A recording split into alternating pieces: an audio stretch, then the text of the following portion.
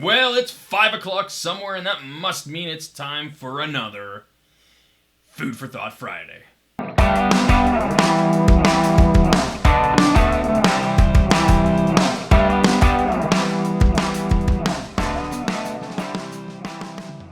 So what does it take to be a good leader? Do the ends justify the means? Perhaps. But perhaps not so much. There's a common leadership framework often argued to be pseudo-leadership, and it's called toxic leadership, or more technically it's referred to as the Dark Triad of Leadership. Now, it's difficult on the face of things to tell the difference between real leaders and Dark Triad leaders, because Dark Triad leaders are often very incredibly effective at meeting their organizational objectives and the objectives of themselves. So let's look at the idea of the Dark Triad, and then we're going to pivot to another recommended model which leaders can adopt should they be interested in long-term personal and long-term organizational stability and sustainability. The Dark Triad, this is really the Dark Triad of personality. But the Dark Triad of personality consists of Machiavellianism, Narcissism, and subclinical psychopathy. Alright, now these components are called the Dark Triad as they represent socially aversive personality traits. Not personality types, we won't get into that, but personality traits. They are, however, considered to be within the normal range of functioning. So these are not pathological traits. These are within the normal range of human functioning. So Machiavellianism is typified by the manipulation and exploitation of others, a lack of sincerity, a lack of honesty, and a lack of ethical concern. And basically showing cold affect or just really cold and unapproachable type of emotion. Machiavellians aim, through disregarding others' needs and conditions, to maximize their self-interest through using deception. They tend to live by the motto of the end justifies the means. Narcissism is marked by an exaggeration of one's self-worth, often expressed as being excessively in love with oneself, superiority over others, and attention-seeking. When it comes to psychopathy, again, we're referring to subclinical levels, but subclinical psychopathy is typified by high impulsivity, by callousness, by manipulation and exploitation, and therefore by low levels of empathy and low levels of remorse. People high in subclinical psychopathy therefore express negativity toward others and strongly tend to act antisocially. The three components taken together share a common core of callous manipulation. Callous manipulation. Now, that above definition and excerpt is taken from a 2002 paper called The Dark Triad of Personality, Narcissism, Machiavellianism, and Psychopathy, written by researchers Paul Huss and Williams, and appeared in the Journal of Research in Personality. And I will give you a screenshot of that paper somewhere here on the screen. Fascinating stuff to dig into if you're into that kind of thing. So I'll give you a screenshot, you know what you're looking for. So that's the Dark Triad. That's the Dark Triad. Now, if you don't already know, I've got a real passion for bridging the gap between the scientific behavioral research and real-life organizational application. And this week I've spent a lot of time reading an article called The Bright Triad of Mindful Leadership, an alternative to the Dark Triad of Leadership. And this is by researchers Nilsson and Kazemi, and this was published in 2023, so very recently, by the American Psychological Association. Now, I'm going to get a screenshot here and I will link this paper in the notes as well. The authors of this 2023 paper recommend an alternative model to the Dark Triad in their paper. And the authors recommend what they call the Bright Triad, and it consists of ethical mindfulness, loving kindness, and compassion as an alternative model. Now, before we go, oh yeah, okay, this is all that, woo-woo, feel-good, hand-hold, kumbaya kind of nonsense. Frankly, I don't have a whole lot of time with that, or for that, before we discount this entirely as woo-woo.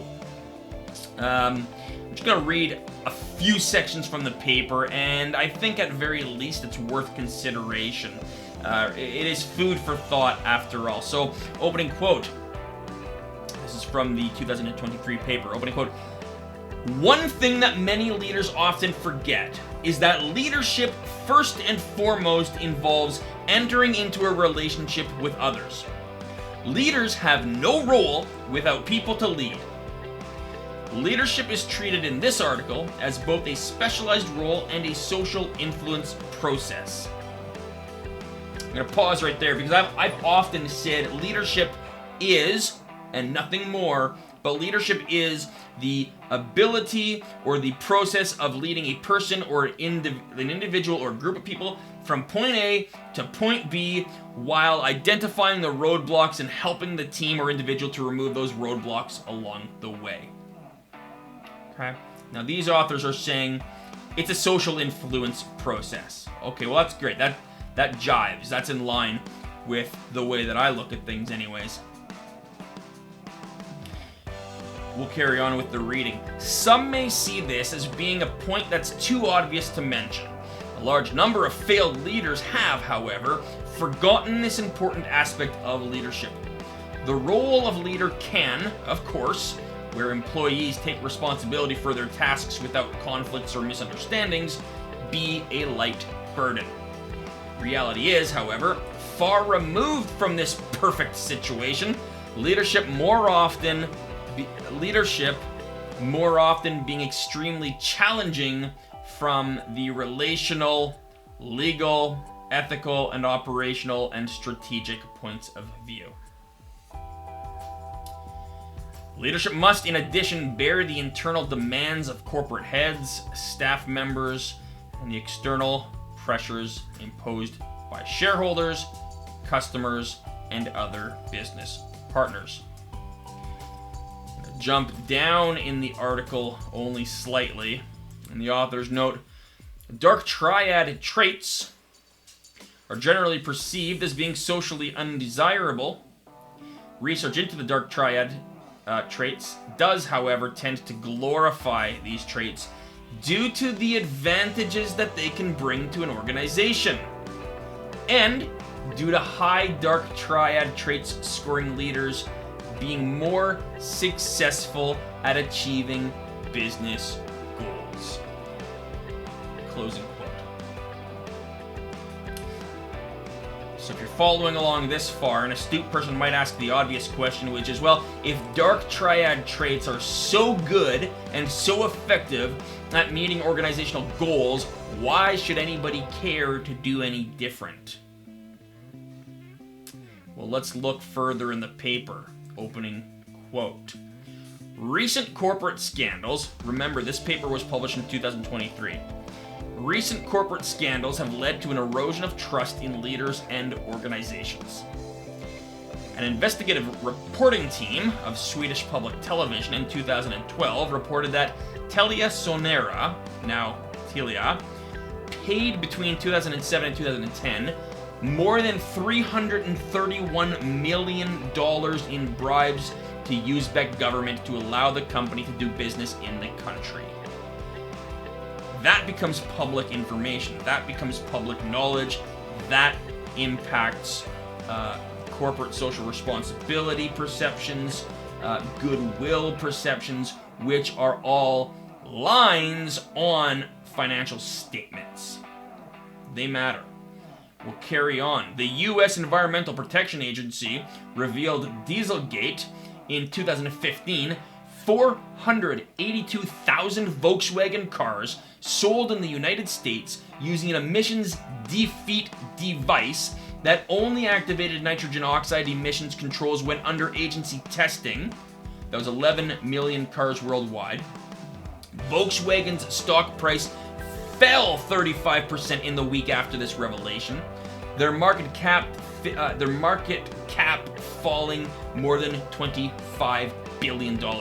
Antonio Guterres, the Secretary General of the United Nations, declared in his opening speech in September 2021 for the 76th session of the General Assembly that the world is experiencing a leadership crisis in numerous areas, including global warming, political corruption, and unjust allocation of COVID-19 vaccines, and that the root cause of all of these crises was the lack of ethical mindedness. Closing quote.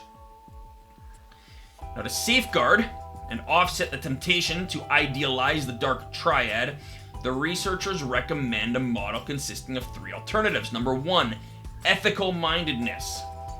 And they say that this is a mental focus and attention on ethical conduct, consisting of right speech, so avoiding heresy, rumor, and gossip, right action, so a giving and caring mind, and right livelihood, which they conceptualize as moral values.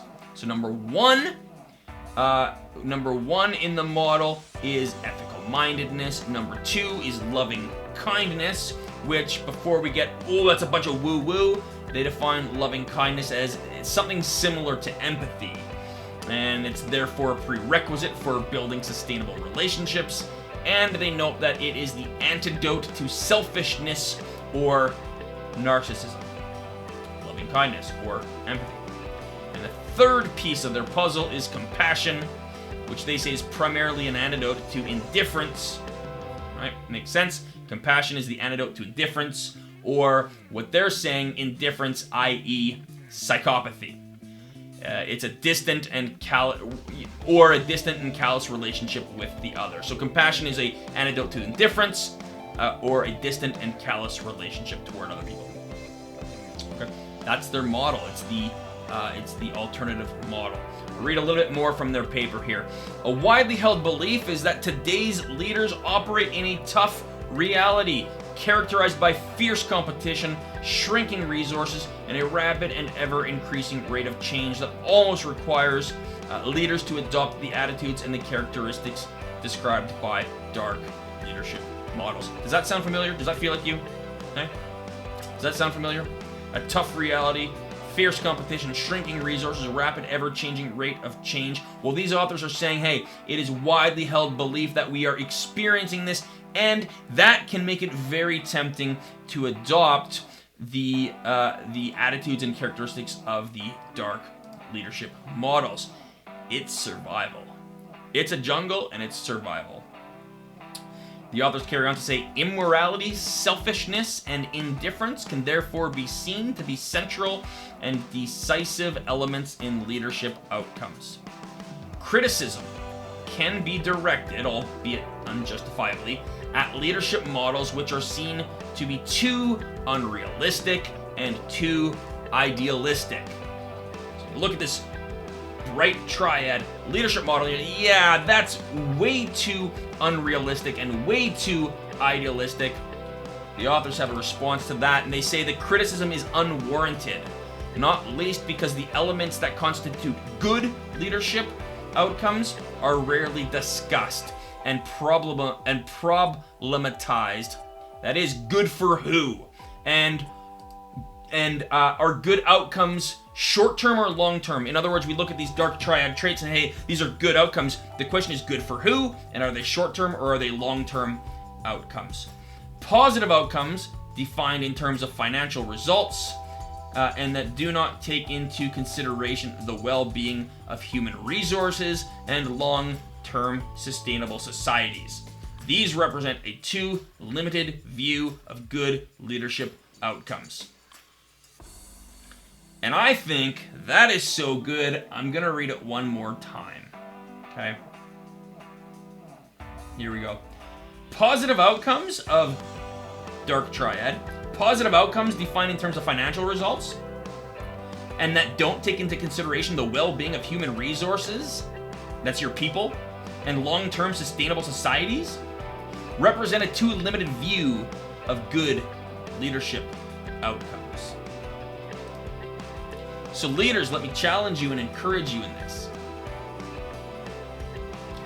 If you're making strides and you're meeting goals in spite of your team and employees, instead of in light of your team and employees, the case studies strongly suggest we operate and we adopt a different approach. I hope that helps. Follow me for more.